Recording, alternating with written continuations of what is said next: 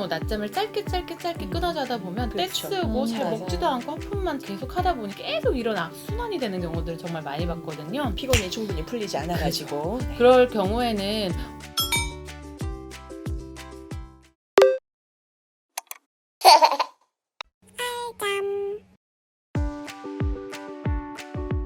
안녕하세요, 알자 멤버 여러분. 오늘은 졸음 신호에 대해서 좀 살펴보려고 하는데요. 많은 부모님들께서 이게 졸린 건지 아니면 다른 이유가 있어서 그런 건지 알 수 없다고 하시는 경우를 정말 많이 만나는데 사실 아이의 졸음 신호는 초보 부모님들의 육아 경험치가 이제 점점 쌓이다 보면 개개인의 아이의 특성을 좀 파악하다 보면서 저절로 습득돼서 이제 얘가 이제 이런 행동을 보이면 졸리는구나 라는 걸 파악하게 되는데, 사실 처음 아이가 태어난 다음에 데리고 왔는데 이 일이 쉽지가 않잖아요. 초보 부모들은 참 별게 다 어려워요. 어려워요. 다 네. 어렵죠. 우리도 육아가 처음이고 또 아이도 정확한 의사 표현을 할 수 없는 시기니까요. 소장님, 아이들이 졸릴 때 보통 어떤 신호들을 좀 보낼까요? 우리가 일단 상식적으로 생각하면 졸리면 하품하겠죠. 또 졸리면 활동량이 줄어들겠죠. 가만히 있겠죠. 또 어떤 아이들은 귀를 잡아 당기기도 하고 눈을 비비기도 하겠죠. 또 흥미있는 것에 관심을 좀 덜 보이겠죠. 일단 이런 상식적인 생각을 좀 먼저 하시면 좋겠습니다. 정말 이 내용만으로 졸림을 파악하면 얼마나 좋을까요?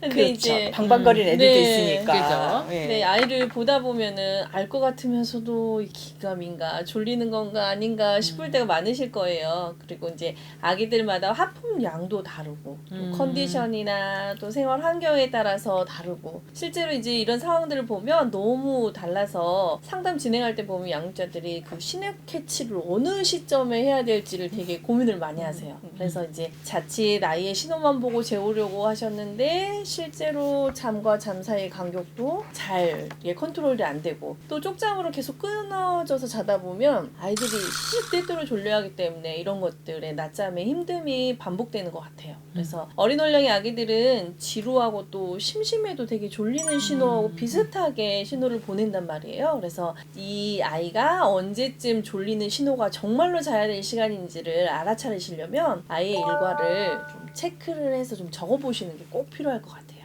아이 키울 때 정말 중요한 것이 그 수면에 있어서 특히 제일 중요한 것이 잘 때 자고 깨어 있을 때 깨어 있게 하는 거.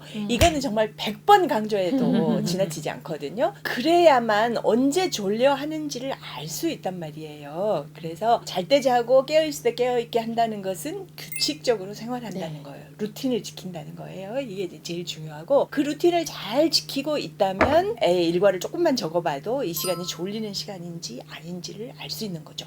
그럴 때 이제 제일 필요한 것이 우리 앱이죠. 아이가 만약 짜증을 부리고 울기 시작했다라고 한다면 이때에는 아이가 사실 잘 시간이 이미 지났을 가능성이 되게 높잖아요. 맞아요. 그때에는 잠이 끝난 시간, 그리고 지금 아이가 잠 투정하는 시간의 사이를 어느 정도인지 정확히 좀 체크를 해서 우리 아이한테 적합한 잠 간격을 좀 찾아봐야 될 것 같아요. 이미 투정을 부리기 시작했다면 너무 오래 지난 거기 때문에 네. 길게는 아니더라도 10분에서 30분 사이를 좀 당겨보는 거죠. 미리 얘를 안정된 방으로 데리고 들어가서 수면 의식을 시작하는 것이 이 아이를 이완시키는 데 좀 더 도움이 될 수 있을 것 같습니다. 네, 이게 이제 초보 부모들한테 쉽지 않은 것이 원령별로 낮잠 횟수가 달라질 때마다 재우는 간격이 좀 달라지잖아요. 네, 이걸 파악하기가 좀 어려울 수 있어요. 그러니까 앱에 있는 권장표 이런 거, 그다음 원령별 권장 시간 뭐 이런 거를 좀 보면서 같이 판단해 보면 훨씬 쉬우실 것 같아요. 네. 다만 좀 다를 수 있어요. 아기들마다 워낙에 편차가 크기 때문에 참고하라는 권장표일 뿐 아이가 딱 들어맞지 않는다라는 것은 확인을 좀 해보시면 좋을 것 같고요. 저도 아이가 한 번은 전혀 졸리지 않은 것 같이 방방 뛰고 놀길래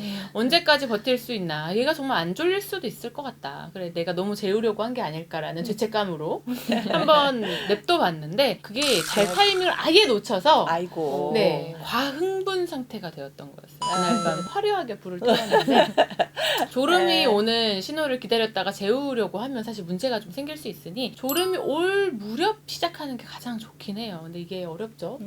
아이가 어릴 때는 아이에게 집중하는 게 되게 좀 필요하겠네요. 네. 그래야 아이가 졸려하는 사인을 알 수 있고, 우리 애는 졸릴 때 오히려 방방 뛰는지 노래를 부르는지 이런 걸 알 수 있단 말이죠.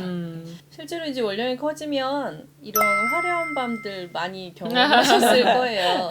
그리고 상담을 하다 보면 양육자분들도 애가 너무 쌩쌩하게 노니까 얘를 정말 재워야 될지 말아야 될지를 굉장히 많이 여쭤보시거든요. 근데 이제 이런 화려한 밤의 실수를 더 이상 하지 않으려면 원령이 커갈수록 일과는 굉장히 중요합니다. 그래서 규칙적인 일과를 잘 보내고 있는지를 체크를 할 수 있도록 해보시고 정확하게는 보낼 수 없죠. 아이들도 기계가 아니니까. 그러나 매일 비슷한 일과를 보낸다고 생각을 하시고 좀 잘 체크하고 시간들을 관리를 해보시면 좋을 것 같아요. 뭐 어느 날 무슨 일이 있어서 때를 조금 놓쳐가지고 약간 과각성 상태에 들어갔다 이렇게 판단되면 그때는 재우기 위해서 좀 어떻게 해야 될까요? 제 보기에는 그럴 때는 진정하는 시간을 조금 더 가져야 될 것 같아요. 네, 그러니까 맞아요. 수면의식을 미리. 조금 더 길게 한다든지 수면의식 전부터 좀 더 차분한 시간을 갖는다든지 애를 꼭 안아주는 것도 되게 도움이 돼요. 뭔가 애를 좀 차분하게 해야 돼서 이미 과각성에 들어갔다 그러면 딴 때보다 훨씬 더 재우는 시간에 집중을 하고 더 시간을 더 충분히 할애해야 한다 이런 생각도 하셔야 할 것 같아요. 여기서 한 가지 또 실수를 하시는 부분 중에 하나가 아이들이 한 번에 잠을 쭉 충분히 자면은 졸려하는 행동을 좀 덜 보이게 되는데 너무 낮잠을 짧게 끊어자다 보면 낮에 깨어있는 동안에도 졸려하고 그렇죠. 떼쓰고 잘 맞아요. 먹지도 않고 하품만 계속 하다 보니 계속 이런 악순환이 되는 경우들을 정말 많이 봤거든요. 피곤이 충분히 풀리지 않아가지고 네. 그럴 경우에는 차라리 낮잠 연장을 하는 것들을 저희가 권장을 하고 있기 때문에 제 알잠TV 낮잠편을 살펴보셔서 아이의 낮잠을 좀 연장을 해서 졸려하는 신호를 좀 줄일 수 있을지도 좀 고민해보면 좋을 것 같습니다. 잘 때 자고 놀 때 놀 때 놀고 놀고. 중요한 거죠. 육아를 조금 더 객관적으로 과학적으로 바라보고 싶으시다면 좋아요와 구독을 눌러주세요. 꿀잠은 알잠!